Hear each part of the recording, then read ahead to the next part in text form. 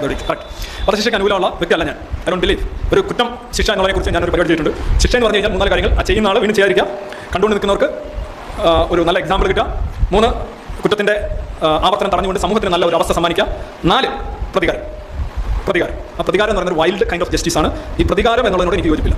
ആ വ്യക്തിയെ റിഡീം ചെയ്യാനും റീഫോം ചെയ്യാനും സഹായിക്കുന്നത്, സമൂഹത്തിന് കുറേ കൂടെ നല്ല അവസ്ഥ സമ്മാനിക്കുന്നത്, ജീവിച്ചിരിക്കുന്നവർക്ക് മറ്റുള്ളവർക്ക് നല്ലൊരു എക്സാമ്പിൾ സമ്മാനിക്കുന്നത്, ഈ 3 രീതിയിലുള്ള ശിക്ഷയുടെ നൈതികത ഞാൻ അംഗീകരിക്കുന്നു. പക്ഷേ റിവെഞ്ച് എന്ന് പറയുന്ന മോട്ടീവ് അതിനോട് കയറ്റുന്നതിനോട് എനിക്ക് യോജിപ്പില്ല.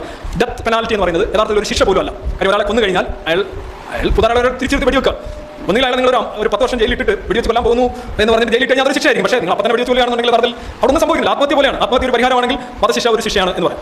പിന്നെ രാജ്യങ്ങൾ അങ്ങനെയല്ല. നമ്മുടെ മാനവികത വളർന്നു വന്നത്, നമ്മുടെ സമൂഹങ്ങൾ വളർന്നു വന്നത് കൊന്നു തന്നെയാണ്. കണ്ണിന് കണ്ണും പല്ലിന് പല്ലും എന്നുള്ള സിദ്ധാന്തങ്ങളിലൂടെയാണ് നമ്മുടെ ലോകമെമ്പാടുള്ള ധർമ്മശാസ്ത്രങ്ങളും നൈതികതയും വളർന്നു വന്നത്. അതിൽ നിന്നൊക്കെ മാറി വരാനായിട്ട് കുറച്ച് സമയമെടുക്കും. അതാണ് ഞാൻ പറഞ്ഞത്, the higher morality. I am talking about the higher morality.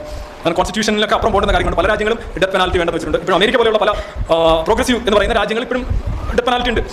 I not in agreement with that.